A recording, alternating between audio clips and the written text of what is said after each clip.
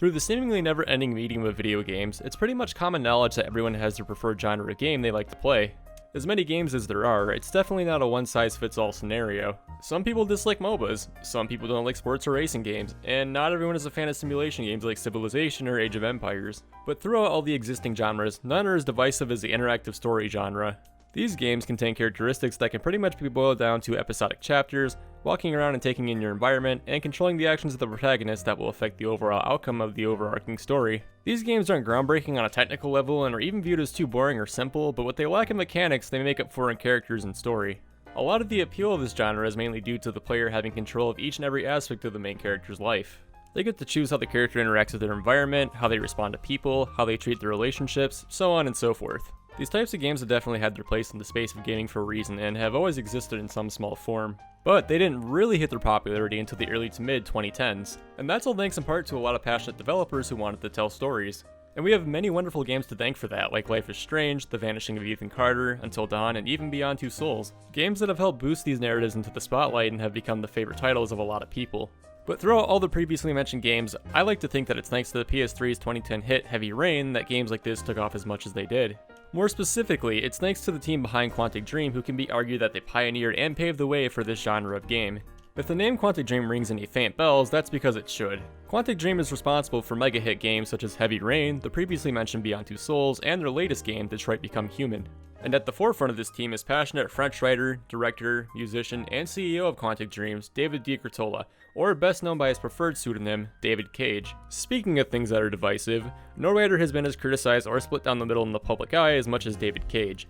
While everyone can agree his games are technically impressive with each new installment, he's often been ridiculed for his poor writing. To me personally, I've always thought of David Cage as a movie director trapped in a video game designer's body, and that doesn't always guarantee it will translate well. Cage has often been met with criticism on things such as the way he writes his female characters and minorities poorly, his overuse of on-the-nose symbolism, to just flat out too many plot holes and unexplained things that earn his games for no apparent reason. Now, I've never personally delved into a Quantic Dream game myself, but I've always heard both sides of the fence on how people feel about their games. Watching numerous interviews of David, I always got that harmless impression, and it just seemed to me like he's a very passionate individual who views video games as art, and he just wants to express that through the medium of storytelling. I just really didn't understand why people were so hard on him. Until I played this game. Then, I finally understood. Before I continue on and cover the game we'll be going over today, allow me to just give a brief little history lesson on how David worked his way into the gaming industry. Long before he began working on his first major title, David was a freelance musician and composer that worked on soundtracks for various video games and TV shows. Feeling worn out from his 15-year tenure, David began to write his first game, Omicron: The Nomad Soul, in 1994. Committing time and dedication to this side project, he ended up writing a script that was 200 pages long. Feeling proud and ambitious, he sent the script to various colleagues in the music industry, but most responded with doubt that he could pull this off. But deciding failure wasn't an option, David hired a personal team of friends and turned an isolation booth into an office where he got to work. From this point on, Cage was met with a deadline of 6 months to fully create a working game engine and prototype before the money he had for this project ran out. In the last remaining week of the project, David took a flight out to Eidos Interactive in London where he pitched his game to the team. The team was so impressed that they ended up signing him the day after, and the Nomad Soul entered full production. He even managed to pull off an impressive feat and got David Bowie of all people to write and produce 10 original songs specifically for the game. They're okay, I guess, but I mean, I'm not the biggest fan of David Bowie in the first place, so don't shoot me. Anyways, the game came out on Halloween of 1999 to PC and was later ported to the Dreamcast on June 22nd of 2000. There were also plans for a PS1 and PS2 port of the game, but they were cancelled after 70% of production was completed. The game ended up selling 600,000 copies and was received pretty well for the most part, and the success of this game would mark the start of David Cage's long career.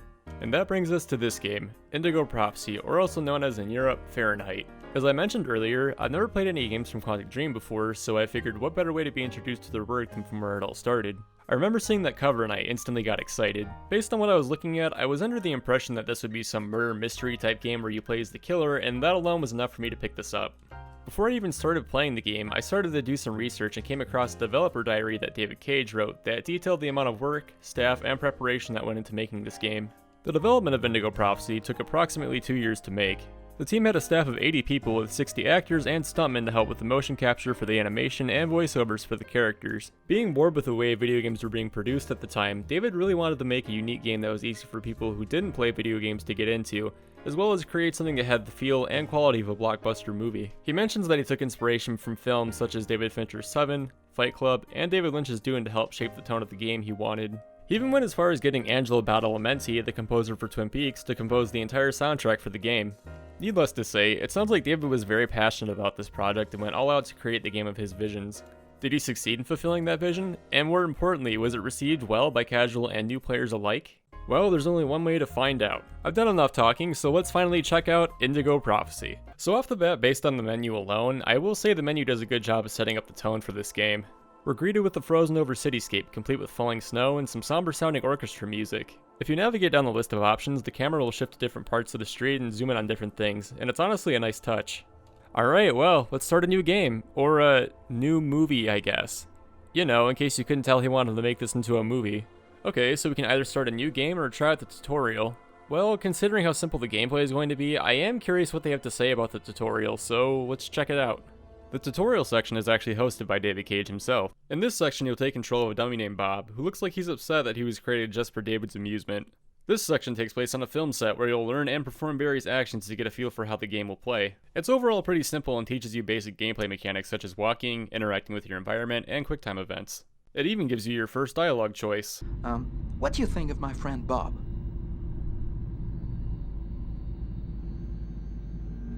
Hey Bob, did you hear that?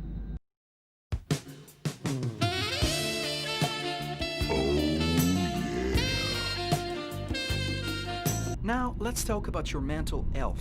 No thanks, David. Trust me, you really don't want to get into that with me. In all seriousness, there's another mechanic that plays a role in this game that I'm going to refer to as the Sadometer. Essentially, any bad events or interactions you have with the character you're playing as can cause your character's mood to go down and they'll get the big sad. So that's another thing you'll have to monitor on top of everything else. Okay, well, I think we tortured Bob enough, so let's finally start the game. Our story begins on a snowy night in a small diner in New York. Our main protagonist, Lucas Kane, is occupying a bathroom stall with a bloody knife in his hand and his body twitching and contorting. Was the diner food that bad? While a man is washing his hands, the stall door opens and Lucas slowly approaches the man in a trance-like state, while the scene simultaneously flashes to images of him and a man in a room full of candles that would put Bath & Body Works to shame.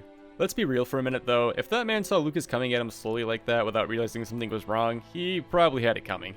After committing a murder and T-posing to assert dominance, we briefly see an image of a little girl reaching out to him, which is supposed to symbolize something, I guess. Lucas comes to his senses and realizes the horrible thing he just did.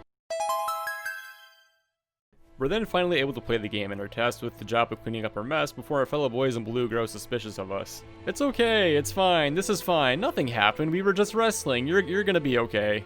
Man, all this murdering really has to make me pee. Okay, I think we've been here long enough, let's get out of here. Sir. The waitress. She noticed something. I'm done for. Yes? I think that you might have forgotten to pay your bill. Oh, yes, of course. Excuse me. Oh, the bill, of course the bill. Let me just take care of that real quick. Okay, bye. Don't check the bathroom or anything. Step on it. Get me out of here. The body is then discovered and we enter our next chapter where we're introduced to the two other characters we get to play as in this game. Meet Carla Valenti and her partner Tyler Jackson, two private investigators who work for the New York Police Department who have been tasked with finding the killer to this crime. This chapter is fairly short and just involves scanning the crime scene where we speak with the waitress who worked during the killing and also find the murder weapon that Lucas just carelessly threw in the trash can for some reason. But that's really about it. There have definitely been some silly moments in here so far, but overall, I'm excited to continue this game and see how the murder mystery plays out. At least, that's what I told myself. I was so convinced that this was just going to be a story about finding the killer, but I quickly learned what people meant when they said, David's stories can go off the rails. To get some clarity, Lucas travels to see his older brother who now lives his life as a priest to see if he can make any sense as to what's happening and why he's seeing all these visions. I'm happy to see you. I missed you. It's been a while. 2 years. So tell me what's happened, Lucas. I've killed a man, Marcus.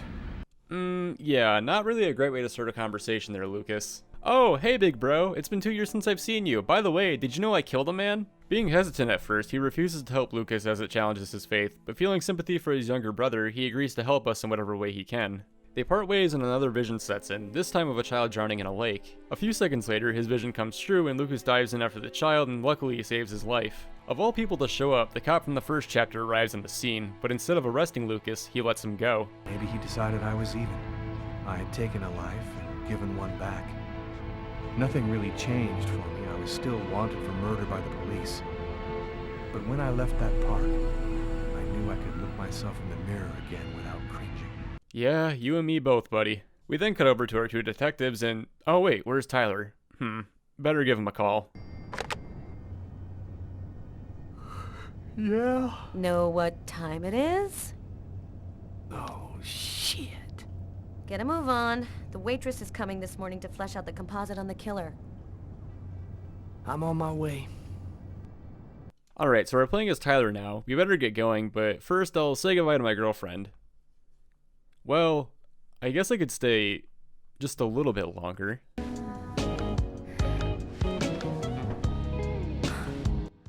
That's right, kids, sorry to disappoint you, but for whatever reason in the PlayStation 2 version of this game, all sex scenes are removed and you're just left to moving frames and moaning noises, so you'll just have to use your imagination on this one. Anyways, we then finally meet up with Carla and talk to a fellow officer who confirms that the fingerprints found at the dining table match those on the killer's knife. Before Carla continues her investigation, she quickly checks her email to find a very cryptic message on her computer that says, "It's all happened before. Kirsten." Creepy, right? No idea what that means, but I'm sure it plays some significant role, so we'll just have to keep that in mind for later. So up until this point, things have seemed pretty tame overall, right? Well, then we enter Chapter 6, where things start to get pretty... questionable.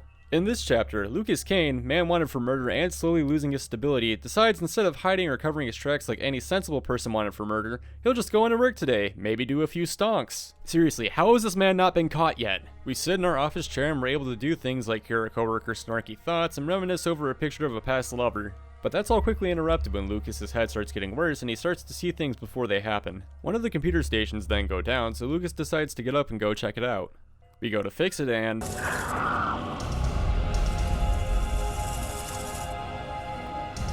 ah, damn it, I knew I shouldn't have installed Minecraft on all the work computers. Guys, I wish I could find the words for this. But things taken out of nowhere turn when we engage in a series of QuickTime events starring Lucas's mental breakdown with giant killer cyber bugs. This goes on for what feels like forever, and the whole time I just couldn't believe what I was looking at. Lucas makes a break for the elevator, and out of nowhere the ghost of the man we killed earlier appears. Two faces of the same serpent. One in our world, the other in the other world. Woe to he who sees both sides of the snake. Okay. Thanks for that.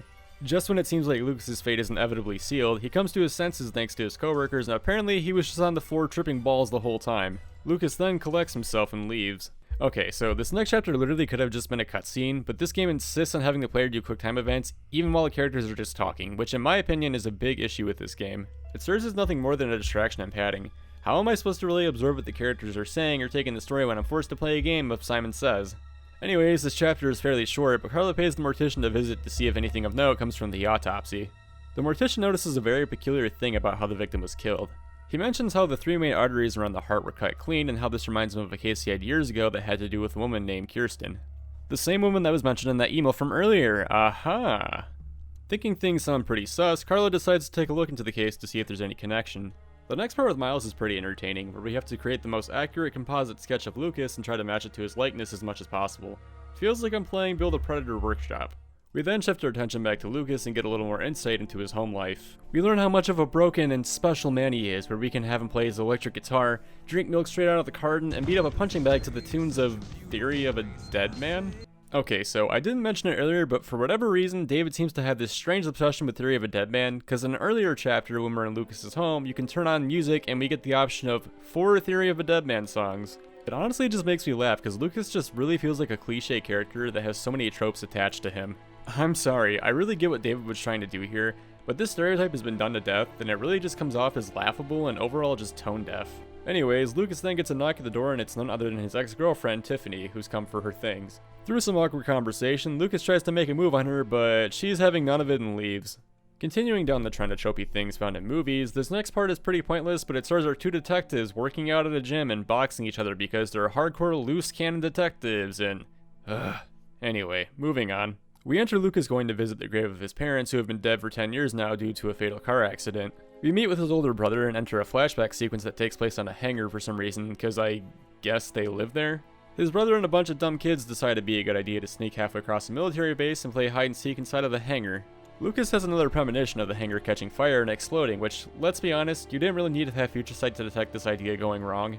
So wait, does this end at Lucas having future sight when he was a kid? This isn't a new thing? I wasn't able to save all the kids unfortunately and ran out of time, but whatever. His brother then gives him the address of a woman who thinks he can help him with what he's going through. Meanwhile, in this next chapter, Carla decides to look into the Kirsten case I was mentioned earlier to see if she can link any connections from this case into the current case. Frustrating and tedious doesn't even begin to cover this section.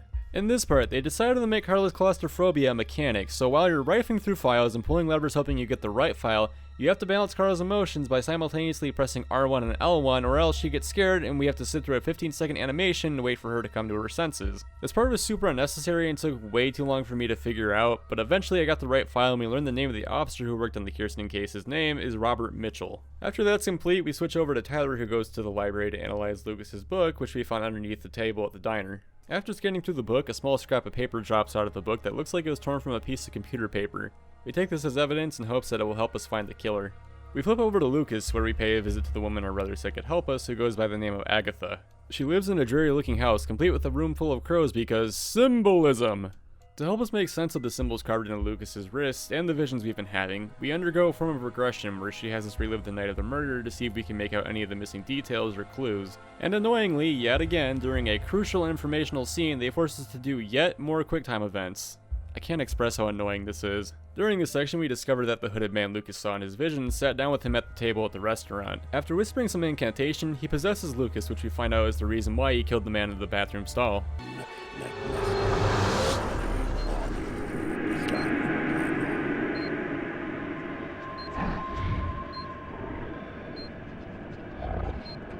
I'm paralyzed. I can't feel my body. I can't move. Lucas snaps out of it after realizing the truth. Not having all the immediate answers right now, Agatha tells Lucas to come back at the same time tomorrow so she can iron out some details. After a long night of mental trauma, Lucas enters his apartment to... Oh, wait, better get that. Hello? What's that? Yes, the warranty on my vehicle is just fine. Magic Man appears again, and this time we have to endure yet more QuickTime events where Lucas's apartment is literally trying to kill him. Of course, none of it is real, and Lucas is just tripping balls again, but his older brother comes to his aid and pulls him up from falling off the balcony. After doing some detective work and discovering which bank the torn piece of computer paper came from, Tyler enters Lucas's workplace for some questioning to see if he can gather some additional information. Lucas perceives Tyler coming, which gives us limited time to hide crucial evidence before we're busted. So guess what happens next? Did you guess yet? Yep, more QuickTime bullshit. Only this time, the more you mess up, the more suspicious you end up looking, so you really have to get these ones right while also ignoring the cyber bugs. This remind you of anyone? Hey, this looks like a lot of people I know. Could even be me. Yeah, you're right. These composite photos can be a little vague. Yo, this is weird. The composite looks just like this guy right here. It is him, you fool! Arrest him!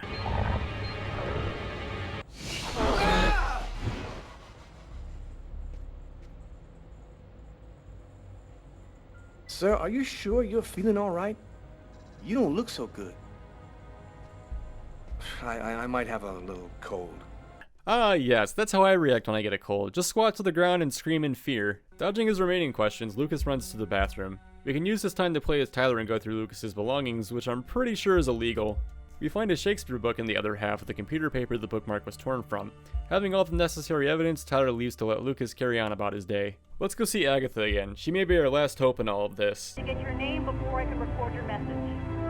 Sir, the police cruiser will be there in just a few minutes. Can you hear me, sir? Agatha. Oh, sweet lord. Well, that's not good. Even with Agatha dead, we managed to find a newspaper article she left behind for us that talks about a case that happened in the 1920s that's exactly what Lucas is going through. Jumping out the window, Lucas manages to escape just before the cops arrive. We transition over to Carla, who has all the pieces in place to now figure out who the murderer is behind this investigation. After piecing together all the information, she finally figures out that the killer is indeed Lucas Kane. This time, there's no reasonable doubt. Lucas Kane is the restaurant killer. I've got to tell Tyler right away. She calls up Tyler and they make their way to his apartment in hopes of catching him. Alright, this is it guys, we can finally put a wrap on this case and bring this game to a close. They bust into his apartment to find nothing inside but a giant red pentagram drawn into the floor of his living room. He's running across the street. What should I do, Carla? Stop him. We're coming. Oh good, they finally caught him outside. Now we can arrest him and end the game, right? Well, no, because out of nowhere Lucas suddenly knows how to do insane parkour, dodge bullets, leap into a helicopter, do martial arts, and manages to escape. And you're probably left here wondering, how do we go from a story about a simple murder case to cults and superpowers? Well, that's a good question, but buckle up because it's about to get a lot weirder. Being a fugitive on the run and wanted for murder, Lucas decides the next best and safest place for him to go is his ex-girlfriend's house. Seriously, again, how has this man not been caught yet? Not only has he committed the crime of murder, but now breaking and entering. We help ourselves like an asshole to her house by resting on her bed and eating her already made sandwiches that were in the fridge. Jesus, Lucas, you're on the run, you don't live here. We flip on the TV to discover the cold outside is worsting to unprecedented levels, and the city has been forced to shut down bridges and other places due to the cold's conditions. Lucas flips through a few channels and lands on one where a specialist on Mayan knowledge is speaking on a talk show. Intrigued by this man and thinking he can help somehow, Lucas remembers his name and quickly flips off the TV. Uh-oh. Awkward. Hey, Tiffany, what are you doing here? While trying to explain her situation, Tiffany receives a knock on the door and who else could it be but the police? This gives us limited time to pick a good hiding spot and pray they don't find us. After we narrowly dodge the police finding us, we then make our way to the museum to see if we can get any insight from the Mayan specialist. The professor explains how in Mayan ceremonies, they cut the 3 major arteries to the victim's heart to keep the mouth of the serpent open. He also explains that in these ceremonies, there's a special figure called the Oracle, and that the Oracle can't soil themselves with their victim's blood, so they take control of someone else to do their dirty work, much like in Lucas's case. The professor then becomes suspicious of Lucas and we admit to him who we are. Lucas shows him his scars to convince the professor that he's going through what's exactly described in the Mayan prophecy. After realizing the seriousness of this situation, the professor then asks us to come with him. And then, wouldn't you know it, gosh darn plot convenience strikes in the form of 2 cars. The cars kill the professor head on, but we manage to dodge them just in time. In his dying words, the professor tells us that in the Codex, the Oracle will stop at nothing until he obtains the child we saw in our visions. We move on to the next chapter that takes place in an abandoned amusement park where Tiffany is captured and we have to- Wait, what? Wait a minute. Since when did Tiffany get captured? I don't remember that happening at all. Come on, Lucas, you can do it. Oh, well, I guess you can't then. Okay, in all seriousness, it turns out that this was a setup conducted by the evil hooded man. Because of course it is. He destroys the platform below us, sending Lucas and Tiffany to the bottom. We then get a brief cutscene of the Oracle himself, confirming with a council of mysterious hooded people we've never seen before. They urge him to complete his mission to find the Indigo Child as soon as possible. You know, these guys weren't mentioned one time until now, and it seems like the longer this game goes on, the more they keep adding on additional bullshit for the sake of padding. After that, we shift our focus back to Carla, who gets a call to meet someone at the graveyard at the grave of Tiffany, who died from her fall earlier. So wait, that should mean Lucas is dead too, right? She didn't have anything to do with all of this. Oh, okay, apparently not. He's alive then? Why does he look so different? Well, whatever. Lucas asks for Carla's aid in putting a stop to Oracle once and for all, although reluctant at first, she finally agrees to help and put a stop to this whole thing. It's in this next chapter that things have finally reached a boiling point as we near the end of the game. The cold has reached such extremes that people are without electricity or water and every airport in the city has been shut down. Lucas has more visions of the Indigo Child and then finds an emblem on her shirt that shows that she's staying at St. Thomas Orphanage. Carla and Lucas drive to the scene and Lucas rushes inside to reach the child before the Oracle does. After searching room after room through all these boring, identical looking children, we finally manage to find her and she honestly doesn't look that much different. I've seen you in my dreams. You have to come with me. We have to leave here right now. Hello, child. I am strange adult man who's had visions of you in my dreams. I'm going to kidnap you now. Please do not scream or resist. Then who else do we bump into but our same old hooded baddie? Give me the child, and I will grant you a rapid death. If you take her to the ones you serve, they'll use her to make slaves out of the entire human race. That's no concern of yours. You'll be dead before that comes to pass. Wait, what? Excuse me, but please explain to me how one average-looking little girl is going to induce mind control over the world. You keep saying these words, but you're not explaining anything. I don't... Okay, you know what? Let's just roll with it for now. Lucas heads out the exit and makes a break for the rooftop, but it looks like at this point we have no other choice but to fight our way out. I'm not even going to explain to you what happens next. This is honestly something you just need to see to believe.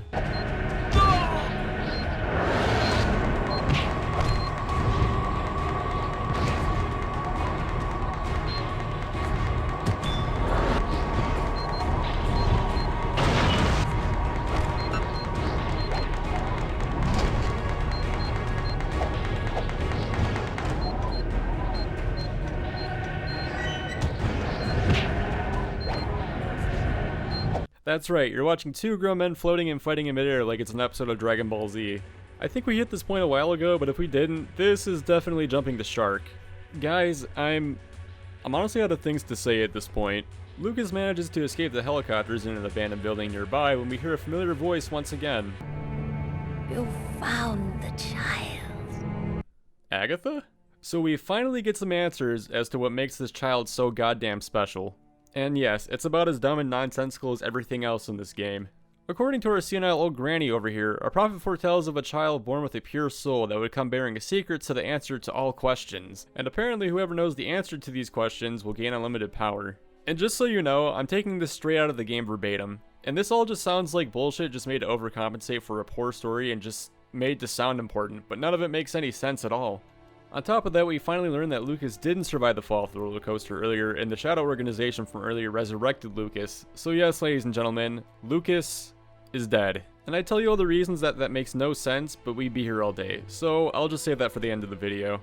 After refusing to give up the child, Agatha transforms into this yellow humanoid creature that shoots lightning, which reveals that, after her death, Agatha wasn't real this whole time. Being led by a coalition of homeless people, Lucas and Carla are safely escorted to an underground railroad station to hide out in. We sit down to speak with these homeless people who go by their code name, the Invisibles. So you know how this whole review we've been wondering where Lucas got his powers from and how he can do all this fancy stuff? Well, here it's finally explained, and oh boy, is it dumb. I'm not sure why these homeless people know this information, but they tell us that Lucas has this power called the Chroma, which is an infinite energy source that Lucas has inside of him that he's had since birth. On top of that, we're told to bring the Indigo child to a source of the Chroma where she'll deliver her final message and complete the prophecy. Guys, I'm really trying here. And of course, wouldn't you know it, one of the sources of Chroma is on the same military base where Lucas was born, because of course it is. So glad a random homeless man has all this information for some reason. Preparing for the end, Carla and Lucas decide to get some sleep. And by get some sleep, I mean she sleeps with a dead man and tells him she loves him. You love him, but you spent over half the game hunting him down? Lady, I think maybe the Chroma got to your head too. After all this insanity, we finally make it to the ending part of this game. The storm has reached its peak and Lucas carries the child into the base alone. And of course, it wouldn't be a David Cage game if we didn't end things off with one final showdown against the Oracle. Lucas dodges all the Oracle's attacks while charging up and casting a powerful beam of light, causing the Oracle to fall into the Chroma source and perishing once and for all. We pick up the child and place her into the pool of Chroma, where she whispers the secret words to us and restores balance to the world. The final cutscene takes place under a giant tree, where Lucas monologues about how things are going back to normal now that the Indigo child has been delivered. Lucas also mentions how he's been living with Carla and she's now pregnant with this child, which, how the hell does that even work? How do you have a child with someone who's supposedly dead? But even more ridiculous than that, I guess because Carla stood over the Chroma source in the final level near the end, their child is destined to have the same powers as Lucas. On top of that, Lucas confesses that now he knows the secrets to the universe and he's essentially a god and uncertain of what to do with his powers. The characters speak their final lines and this is how it ends. What are you thinking about, Lucas? Oh, nothing. Nothing at all.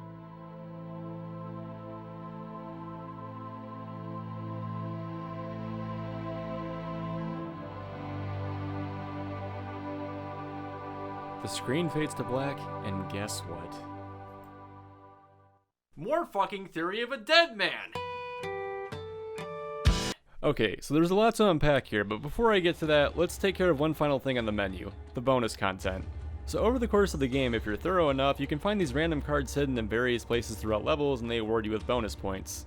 These points can be used to unlock additional bonus content such as concept art, music, and behind the scenes footage. The behind the scenes footage is probably my favorite part because it gives you some small insight into how the motion capture and voice acting was done.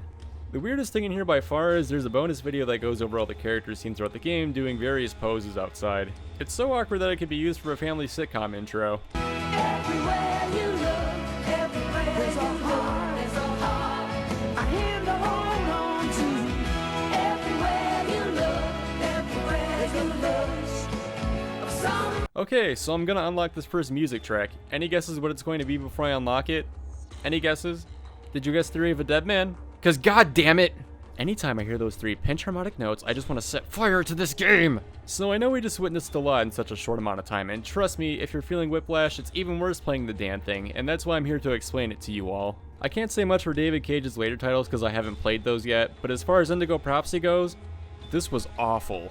It's one thing to play a cinematic experience that has minimal gameplay, but it's an entirely other thing when you have to play the same cinematic experience with minimal gameplay that has a terrible story that you can't enjoy. This game is nonsensical, confusing, cringy, tries too hard to be deep, and throws so many random things into the plot that it just becomes a jumbled mess. This game wants so bad to be every hit 2000s movie with all their tropes included, but it just turns out to be this Frankenstein of a game. I would also like to point out how earlier I mentioned how David Cage emphasized how he wanted to make a game that both regular and non-regular gamers can digest. But how is anyone supposed to enjoy, let alone understand this? And if you don't believe me, let's recap what we saw in this game. Symbolic crows, references to cages, murder, a cop detective story, Mayan doom prophecies, indigo children, superpowers, the Oracle, evil cults, world domination, tarot cards, the floor falling apart in Lucas's house, weird men made of energy, bullshit explanation of why the indigo child is special, Lucas being dead but somehow being able to have sex, hug people, and have a child with a living person, ghost bugs, evil ghost angels, and so much more. Not to mention demonic circles that are never explained and overuse of Theory of a Dead Man. God damn, I hate Theory of a Dead Man now.